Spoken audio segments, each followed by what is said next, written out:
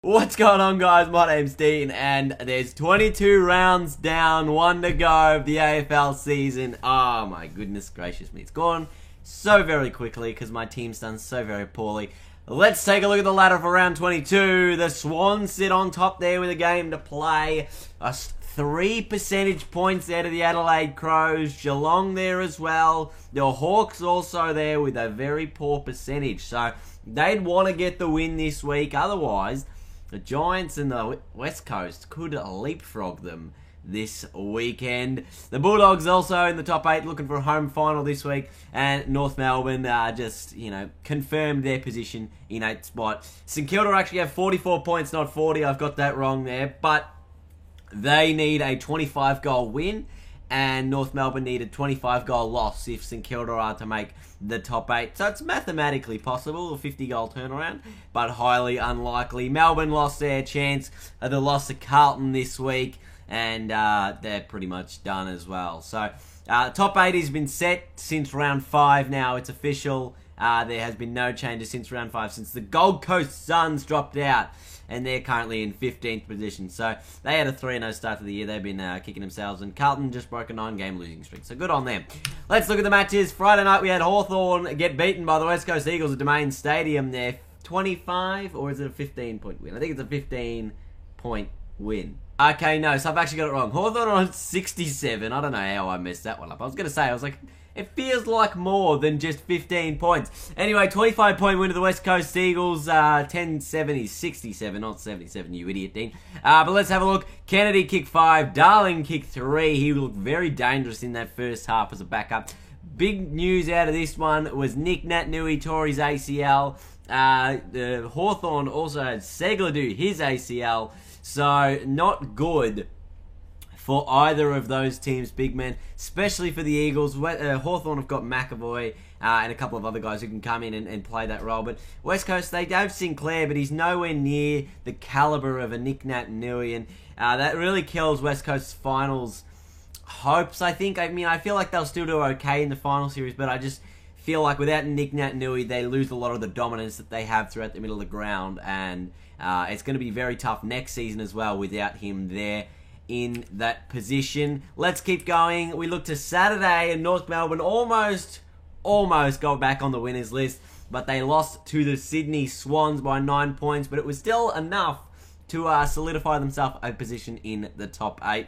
Swans with a 9-point win. Buddy was goalless throughout the match. Harvey kicked 3 for North. Brown kicked a couple. Dalsano kicked a couple.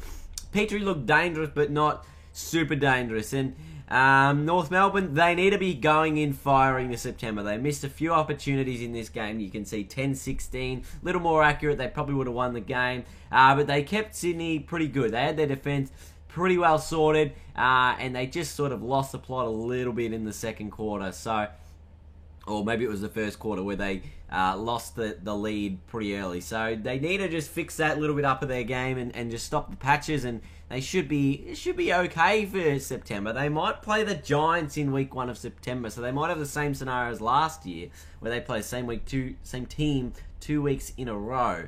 And I'll get onto that a little bit later on. But here we go. We got Richmond, and they lost to St Kilda. They were pretty. It was probably the worst game of the year, I must say. After I said St Kilda probably played in the best game of the year, which was against Geelong, they've now played in also the worst skilled game of the year. 9-point win to the Saints. Rowan kicked it. Oh damn! Where are the St Kilda goal kickers? I thought I did good this week. I thought I'd done everything right, and no, I've missed St Kilda's goal kickers. So that is a poor form from me. Paddy McCartan kicked 2. Tim Membry kicked 2. Billings and Riewoldt kicked 1 apiece as well. And for the Tigers, they had Rioli kick a couple. Elton kicked 1. Riewoldt kicked 1. I think, what's his name? Lambert kicked 1 as well late in that game. And Callum Moore kicked 1 in his first game. So, yeah, it was one of those just weird games. I mean, I watched the first 3 quarters. I watched it all delayed because I wasn't home. So I just was like, nobody tell me the score. I got home and I was watching it and I was like, this is a piece of garbage. I just flicked through the last quarter. I just had it on 2 times speed or 3 times speed because I just couldn't sit through it. It was pathetic.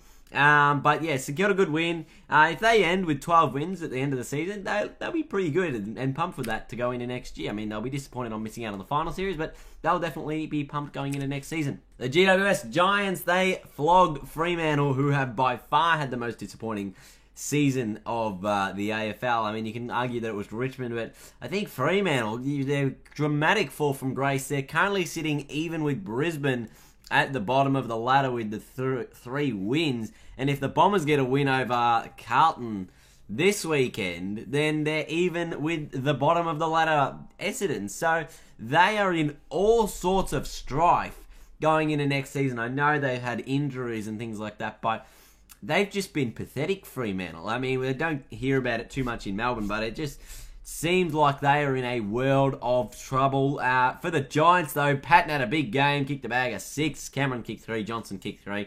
You know, the usual suspects there, and Griffin was very good. I think he laid 11 tackles as well there, Ryan Griffin, so very good effort from him. Same with Lachie Neale, had the 40 touches, but also had a number of tackles. I think it was over 10, so very good effort there from Lachie Neale, who's probably been the one shining light in Fremantle's season thus far. Now, the Giants need one of the top 4 teams to lose next week to make it into that top 4 side, or into the top 4, because they have, I think, the best percentage in the competition. No, the Swans do, but they're very, very close. Next, we look at the Coleman, and that Kennedy has won the damn thing, pretty much. Unless Buddy kicks like 12 this week and Kennedy's scoreless. So, the West Coast Eagles come up against the Adelaide Crows. So, who knows? The Crows have a pretty good defense. If they can keep Kennedy quiet, there's a chance for Buddy. Who do the Swans play? They play Richmond. And even though he plays on Rance, who Rance normally beats Buddy, kicked 5 goals against the Tigers last time. I wouldn't mind seeing a big Buddy bag over the Tigers this week to see him launch into the Coleman, if you know what I mean. But that's pretty much how it's going to go, unless Lynch kicks 15 or something. Highly unlikely scenarios there. Let's move on. The Collingwood and the Gold Coast Suns. The Pies, big win as well. It was like 40-2 or it was 80 to something at halftime. It was an absurdly huge scoreline. They ended up winning by 71 points in the end, the Magpies. Good way to finish the season. I mean, the Gold Coast aren't the best team in the comp, but they're improving and they're moving on. Jesse White kicked 3 goals, 4 kind of goal kicking is that. Treloar, the 38 touches as well. He got a ton of the ball this season, a ton of it. Almost had 700 disposals, I think, which is, I think there's only 4 players that have done that, and I think Lachie Neale was one of those as well. To have just done that this season. But Collingwood a good win. The Gold Coast, we know they're looking at next year. Collingwood also as well, kind of. And Darcy Moore did his hamstring, which I thought was very disappointing. I'd like to see him play. Hopefully he's good for the preseason and good for next year. This was a pretty good game. Port Adelaide and the Adelaide Crows, 15-point winners of Crows in the end, kicking. It was like goal for goal very late in the match. We thought Port Adelaide were just going to push and then they'd get one and then the Crows would get it back almost instantaneously. So very, very good from the Adelaide Crows. They kept the challenge off. Someone threw a banana at Eddie Betts, got a life ban. So that's the disappointing aspect of that one. But Eddie Betts, he kicked 5. McGovern kicked 3. Walker kicked a couple as well. They kicked 15-19, the Adelaide Crows. So they would have been ruining if they lost this one. Had so many opportunities. Aaron Young kicked 3 from his 8 disposals for Port Adelaide. So talk about making the most of your opportunities there. Ollie Wines was pretty good. Trav Boak was good. And Robbie Gray really looked the only dangerous one in that last quarter for Port Adelaide. And they couldn't quite get the job done over the Crows. So very good stuff from the Adelaide Crows. Got the win and they can finish in the top 2 now. Top 2 with a win over the West Coast next week. What the hell was that noise? Someone's doing tool work outside. Next thing is Carlton and Melbourne. This pretty much, this did set the top 8 in stone here. Carlton with a 20-point win over the Demons. Buckley kicked 3, Graham's a couple, and Cripps. Very, very good player. Paddy Cripps had the goal and had 30 as well.